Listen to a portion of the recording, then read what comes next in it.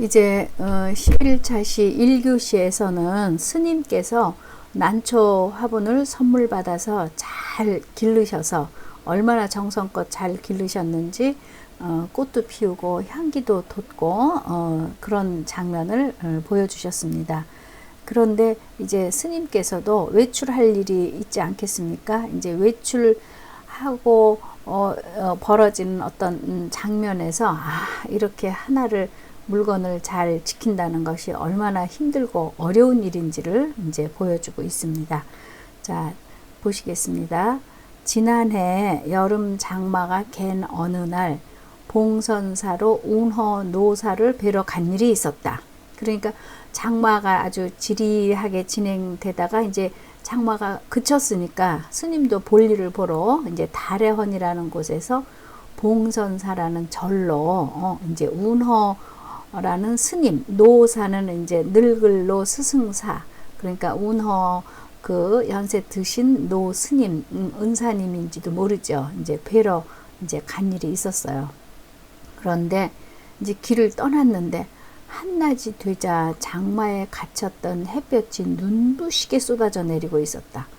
그러니까 장마가 갰으니까 한낮에 이제 완전히 그냥 햇볕이 그냥 아주 쨍쨍 눈부시게 쏟아져 내리고 앞 개울물 소리에 어울려 숲속에서는 매미들이 있는 대로 목청을 돋구고 있었던 그 장면. 그런데 스님께서는 장마가 이제 눅진눅진 하니까 이 얘네들한테 난초한테 햇빛을 좀 보여주기 위해서 이제 그걸 뜰에다가 이제 내놓고 왔는데 그냥 해가 쨍쨍 나니까 너무 놀란 거죠. 아차, 이때야 문득 생각이 난 것이다. 난초를 뜰에 내놓은 채 온 것이다. 우리 그럴 수도 있죠. 출발할 때는 날씨가 장마 끝이라 좀 그렇게 해가 쏟아지리라고는 생각 못하고 밖에 내놔도 적당한 그런 날씨였지만 이제 시간이 진행되면서 햇볕이 너무 오히려 이럴 때는 햇살 퍼지는 것이 정말 원망스러울지도 모르죠. 그러니까 다시 길을 떠난 지 좀 시간이 됐는지 다시 돌아갈 수도 없고 이러지도 저러지도 못하는 우리 이런 상황을 누구나 겪을 수 있고 또 생각해 볼 수 있겠죠. 그래서 나는 이때 온몸으로 그리고 마음속으로 절절히 느끼게 되었다.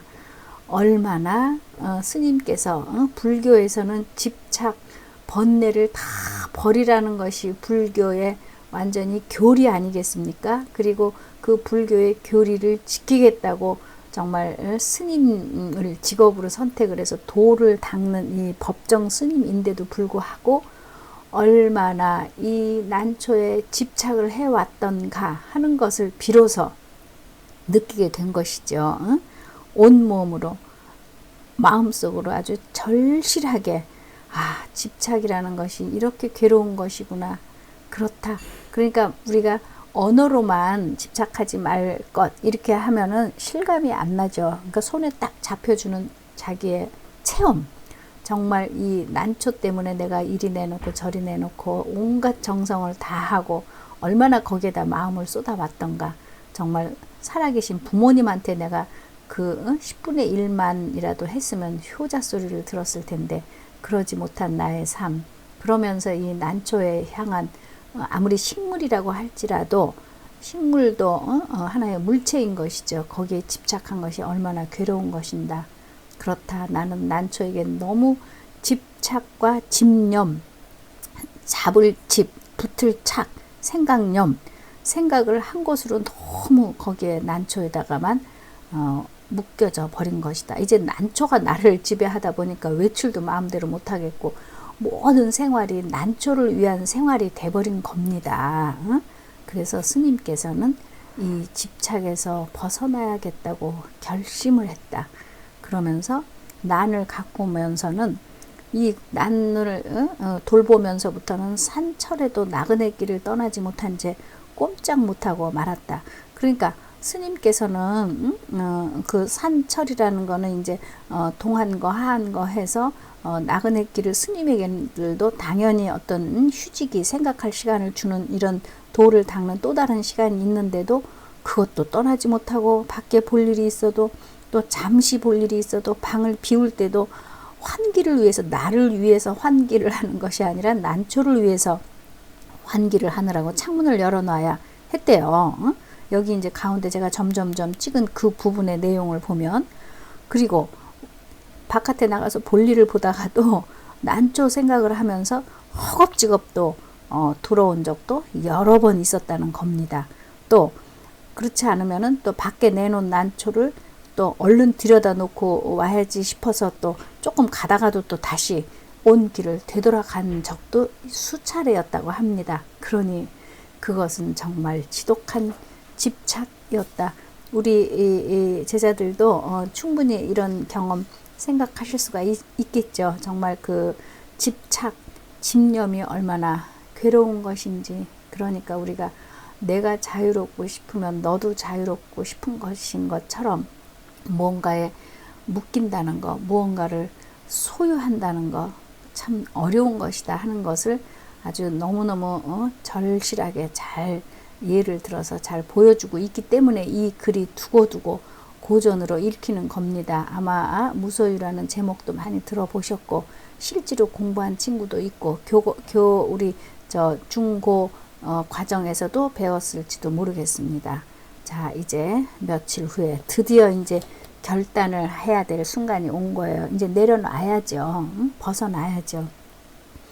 난초처럼 말이 없는 친구가 놀러 왔기에 선뜻이라는 이 부사어가 또 의미가 있죠. 그냥 아유 주기 싫은데 막 억지로 막 이렇게 주는 것이 아니라 그냥 아주 쾌히, 아주 그냥 마음에 콱 그냥 내키듯이 선뜻 그의 품에 난초 화분을 안겨주었다. 내가 이제 이만큼 집착해서 이만큼 애쓰고 이렇게 꽃을 피워봤고 했더니 이것이 이렇고 저렇고 하는 걸 충분히 느꼈기 때문에 이제 친구가 왔기에 선뜻 그냥 얼른 줬다는 거죠.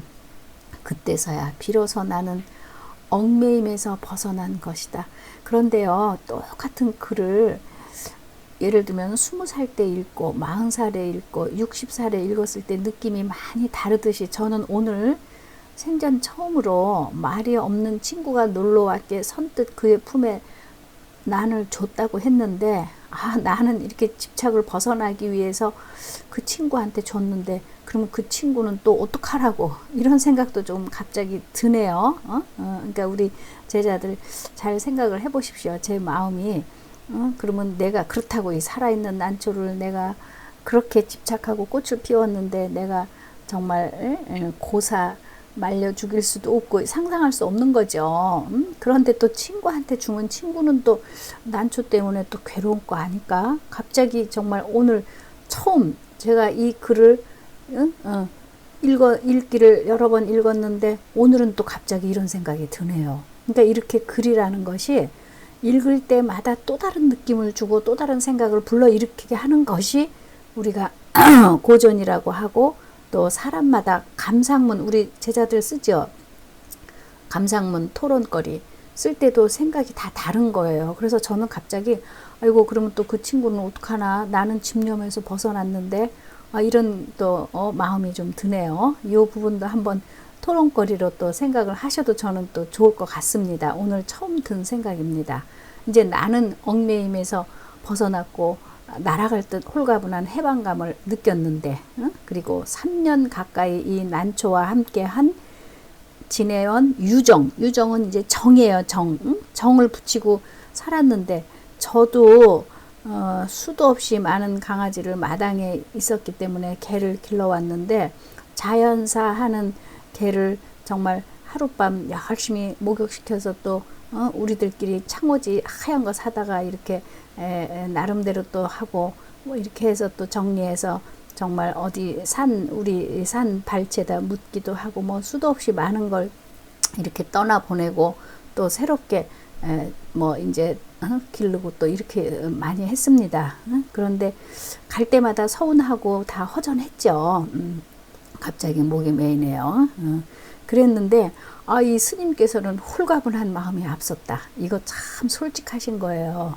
대부분은 내가 귀찮아서 떠나보내도 그냥 서운하고 뭐 이렇게 허전함이 남는 건데 스님 너무 솔직하세요. 홀가분한 마음이 앞섰다. 제가 오늘 강의하는데 저의 감정이입이 많이 됩니다.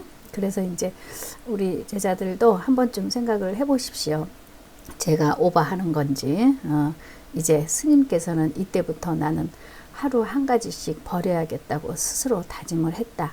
그러니까 난초를 길어본 이 체험, 이 경험을 통해서 터득한 것이, 깨우치게 된 것이 무소유의 의미 같은 걸 터득하게 됐다고나 할까. 소유의 의미와 무소유의 의미, 진정한 여기서 작품의 제목이고 주제는 무소유예요. 무소유. 소유했을 때는 괴롭고 힘들고 어렵다. 그러니까 소유하지 말자. 뭐 이런 것까지도 우리가 생각해 볼 수가 있죠. 그러면서 이제 아주 조그마한 이야기 하나에서 이제 어떻게 번져오냐면, 우리 인간의 역사는 어떤가. 정말 역시 이제 이 글이 고전이고 많이 읽혀지는 이유를 여기서 알게 돼요. 인간의 역사는 어떻게 보면 소유사처럼 느껴진다. 그러니까 인간의 역사, 세계의 역사, 그러니까 조그마한 난초 화분에서 이제 큰 사고로 번져가는 것. 여기에서 이제 법정 스님의 철학, 가치관, 또 우리 독자들에게 던지는 질문, 그러면서 또 이 글을 읽게 되는 큰 기쁨, 보람을 느끼게 하는 거예요. 그러니까 A라는 나라가 100평을 소유했다고 하면 B 나라를 쳐서 1000평, 10,000평을 가지려고 끊임없이 싸우고 전쟁하고 더 많이 소유하지 못해서 난리를 치고, 이런 것이 우리 인류 인간의 역사가 아니겠는가. 100원 가지고 즐겁고 재미있게 살면 됐는데 거기서 또 10,000원, 100,000원, 100,000원 가지려고 남의 거를 또 뺏어오는 거죠. 참, 그래서 99칸 가진 사람이 남이 가지고 있는 한 칸이 전 재산인데도 불구하고 그걸 뺏어오지 못해서 인간의 심정이 그런 거. 그러니까 인간의 역사는 어떻게 보면 더 많이 소유하려고 그렇게 살아온 것이 아니겠습니까? 그러니까 보다 많은 자기네 몫을 위해 끊임없이 싸우고 있는 거와 같이 보인다.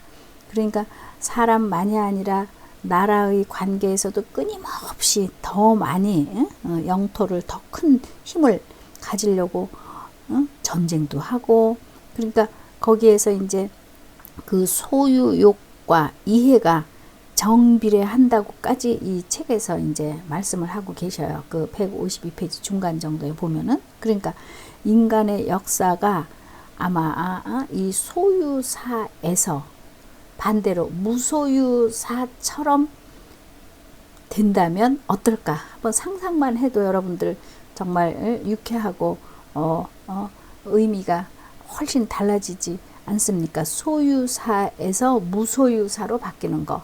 그러니까 상대방을 내가 소유하려고 하는 것이 아니라 무소유.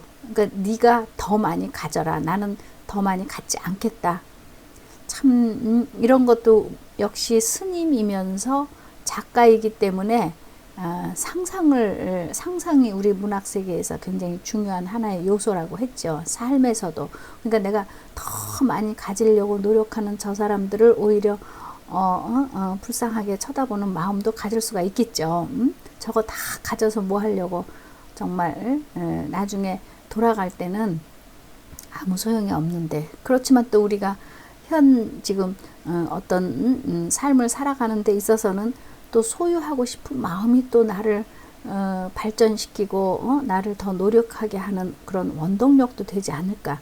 그러니까 오늘은 우리가 생각을 참 이 각도에서 저 각도에서 많이 하게 하는 그런 작품인 것 같습니다. 그래서 보다 많은 자기네 몫을 위해서 끊임없이 싸우고 있는 우리 주변들, 뭐 또 세계 정세, 그러면서 소유하고 싶은 마음에는 한정도 없다, 끝도 없다.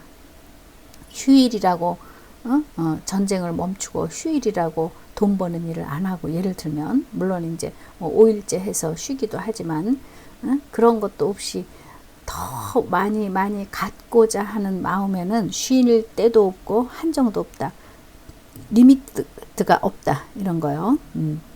그러면서 이제 스님께서 아까 이제 소유사에서 무소유사로 바뀐다면은 싸우는 일도 없어질 거라고 하고, 그러면서 이제 스님이 또 한 말씀 재미있게 하신 것 중에 하나가 주지 못해서 싸운다는 말을 듣지 못했다. 주지 못해서, 내가 그냥 끊임없이 주지 못해서 싸우지는 않는다. 뺏어오지 못해서 싸운다는 말은 들어봤어도 주지 못해서 싸운다는 말은 듣지 못했다. 우리 추수를 했는데 형제 이야기 정말 아름답게 보지 않습니까? 형제가 반을 똑같이 나누어서 가지고 갔죠. 쌀을 열 가마씩. 그런데 동생이 가만히 생각하니까 아이고 형님 댁은 손님도 많고 식구도 많은데 그 집이 더 필요하지. 그러고 밤에 몰래 하나를 또 갖다 놓죠. 형님 댁으로. 그랬더니 또 형님은 주무시다가 생각을 해서 동생이 아이고 이제 살림 시작해서 생활도 어려운데 내가 그래도 하나 더 갖다 줘야지. 그리고 또 하나를 갖다 주고, 그 아침에 일어나서 보니까 내가 형님한테 갖다 드렸으니까 내가 9가마가 있어야 되는데 10가마가 있네. 그리고 형은 또 아니 내가 동생한테 줬는데 이게 왜 이 가마가 똑같지? 하나 더 그쪽으로 갔었어야 되는데. 그래서 나중에 이제 재미있는 이야기지만 이렇게 따뜻한 이야기예요. 다시 형님 댁으로 아우 집으로 가는 길목에서 둘이서 만났다는 거 아닙니까? 참 얼마나 주지 못해서 아름다운 이야기를 작품의 주제로 했기 때문에 그것이 어린이를 위한 동화에 실려 있는 거예요. 형제들끼리 싸우면 안 된다. 그런데 요즘에는 형제들끼리도 싸우는 이야기가 얼마나 많이 나옵니까? 정말 민망할 정도로, 특히 많이 가진 그 재벌들 사이에서 안 그런 경우도 있지만 그런 거 우리 많이 보죠. 그래서 이제 하나라도 더 많이 갖고자 하는 일념으로 출렁거리고 있는 것이 요즘 세상 살아가는 사람들의 모습이다. 그래서 또 물건만으로는 성에 차질 않아 사람까지 소유하려고도 한다. 그러니까 이제 물건이 아니라 이제는 정말 사람도 내가 100명을 가지고 있느냐, 1000명을 가지고 있느냐, 이런 거에 따라 어떤 세를 보이기 위해서 소유하고 싶어서 돈만이 아니라 물건만이 아니라 이제는 사람까지도 그렇게 소유하고 싶어서 성에 차질 않아서 그렇게 하려고 드는 요즘 세상이다. 그러면서 이제 마지막에 스님께서 크게 버리는 사람만이 크게 얻을 수 있다는 말이 있다. 여기서요, 스님의 작품 제목이 텅 빈 공간이라는 작품 제목이 있습니다. 수필집입니다. 수필이죠. 텅 비어 있을 때, 우리는 물건이 가득 채워 있을 때 부자인 것 같죠. 그런데 아무것도 넣어 놓지 않은 텅 빈 공간에서 우리 제자들도 상상을 해보십시오. 머릿속으로 여기다가 이걸 놓고 저걸 놓고 그러면은 어떨까? 어울릴까? 안 어울릴까? 그러니까 더 많은 텅 빈 공간에서 더 많은 것을 들여 놓을 수도 있고 뺄 수도 있고 더 많은 상상력을 불러일으킬 수도 있는 것입니다. 그러니까 오히려 보이지 않았을 때 더 많은 것을 볼 수 있는 것. 우리 이제 12월쯤 되면 요즘도 우리 길거리에 낙엽이 많이 떨어져 있죠. 잎이 다 떨어진 나목, 한겨울에 추운 나는 낯에 벌거벗을 나, 아무것도 걸치지 않은 나목을, 겨울나무를 바라다 봤을 때 오히려 더 풍성하게 풍부하게 많은 것을 상상하게 한다는 것입니다. 저 꿰벗은 나무에 봄이 되면 어떤 컬러의 어떤 모습의 이파리가 주렁주렁 열릴까? 또 우리가 감나무다 배나무다 이런 거 몰랐을 때는 어떤 열매가 거기에 맺힐 것인가? 이렇게 오히려 아무것도 없었을 때 더 많은 것을 상상할 수 있고 꿈꿀 수 있고, 그러니까 크게 버리는 사람, 아무것도 내가 요하지 않는다라고 했을 때 오히려 더 큰 것을 얻을 수도 있지 않겠는가? 텅 빈 공간에서 더 많은 것을 상상할 수도 있게 만든다는 거.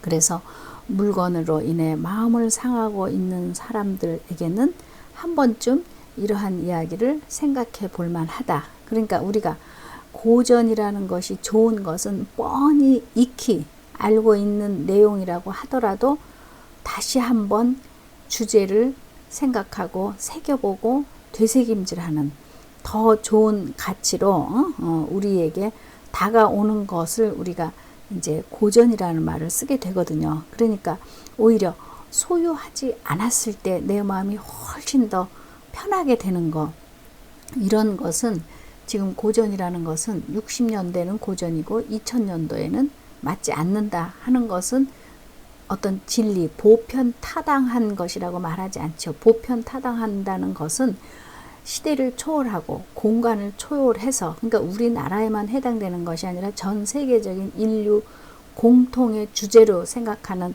유니버셜하다는 것, 이것이 이제 진리고 진실이고 어느 곳에서도 다 적용될 수 있다는 것. 그래서 이제 언젠가 우리 모두는 정말 빈손으로 돌아가게 될 것이고, 여러분들 스님도 마찬가지고 우리 주변에서도 많이 보지 않습니까? 그렇게 많은 재산을 소유하고 있는 재벌이라고 할지라도 요즘에는 또 더군다나 우리가 그 장례 풍습도 많이 바뀌어 가지고 그 재벌가에서도 정말 그 화장 형태로, 그러니까 정말 육신마저 다 버리고 정말 한 줌의 그 유골로 그렇게 호롤이 떠나는 것이 요즘 주변 사람들 일이 아니겠습니까? 그래서 아무것도 갖지 않았을 때 비로소 온 세상을 갖게 된다는 것이 무소유의 영리라는 것은 역설적인 이치다. 가졌을 때는 그 가진 것만 딱 이렇게 눈에 보이게 되고 그것만 소유하게 되지만, 오히려 아무것도 안 가졌을 때 온갖 것을 다 갖출 수 있게 되는 거. 그러니까 가득 채워진 방보다는 오히려 텅 비었을 때 오히려 온 세상을 소유할 수 있다는 그런 역설적인 이치가 아니겠는가. 그래서 스님께서는 아마 이제 뭐 너무나 이제 베스트셀러 작가로서도 많은 활약을 해오셨으니까 이제 돌아가시면서 제 생각에는 이제 생각을 여러 가지로 깊은 마음을 정말 짐작하기가 참으로 어렵지만, 더 이상 내 책을 찍지 말아라 했던 것도, 책을 찍으면 이제 한 권이 2,000원이다. 그러면 200원, 10%의 그 인세라는 거, 작품에 대해서 그 돈을 이제 출판사에서 지불하게 되죠. 그러면 이제 뭐 그것으로 인해서 또 유익한 일, 좋은 일, 뭐 그것도 요즘 왜 작가들 책이 많이 팔리는 사람들은 하나의 유산 항목으로까지 자손에게도 그것이 이렇게 전달이 되고 있는 현상이거든요, 실제로. 그런데 이제 스님이신지라 그런 걸로 인해서 또 뭔가 또 앞으로 어떤 가치관이 펼쳐질지 모르니까 그냥 그렇게 그것을 삼가하시지 않았을까, 이런 생각도 그냥 해봅니다. 왜냐하면 굳이 더 이상 내가 죽고 난 다음에 이제 당신이 관리할 수 있는 것도 아니고 하니까, 물론 뭐 좋은 또 제자, 후계자, 스님들이 많이 계시고 올바르고 맑고 향기롭게 잘 운영을 하겠지만, 아마 스님께서는 그런 것까지도 생각하셔서 그러시지 않았을까, 이런 생각을 하면서, 특별히 이제 무소유라고 외치셨지만 이제 종교계의 같은 뭐 이제 종교는 형태가 조금씩 다르니까요. 이제 돌아가신 그 김수환 가톨릭의 그 추기경이라는 분께서 마지막으로 이제 말씀하신 것 중에 한 부분이, 스님께서 아무리 무소유하라고 말씀을 하셨다고 하지만 나는 이 스님께서 쓰신 무소유라는 이 작은 문고본 수필집, 법무사에서 나온 요 조그마한 이 책만큼은 소유하고 싶습니다라고 그렇게 말씀을 하셨습니다. 참 아름다운 저는 또 카톨릭에서 그 김수환 추기경님의 말씀이고 가치 부여라는 생각도 해봅니다. 그래서 우리 제자들 이 가을에 한 번쯤 이 무소유에 대해서도 생각을 해보시고 이 무소유라는 것에 대한 자신의 생각, 또 정말 요즘 세상에 그렇게만 살아야 되는가, 저는 많은 이야기들이 토론거리로 오고 가고 할 수 있을 것 같습니다. 강의실에서 만나지 못하는 그 아쉬움을 지금까지도 잘 써주셨고 이제 또 몇 주차 이제 남지 않았습니다. 마무리 잘 하신다는 생각으로 해주시고, 또 레포트 제 시간에 내지 못한 친구들 이메일을 활용해서 내주신 친구들도 아주 고맙게 생각합니다. 오늘 강의 마치면서 건강하게 잘 지내시고 다음 주에 또 다시 뵙도록 하겠습니다. 안녕히 계십시오.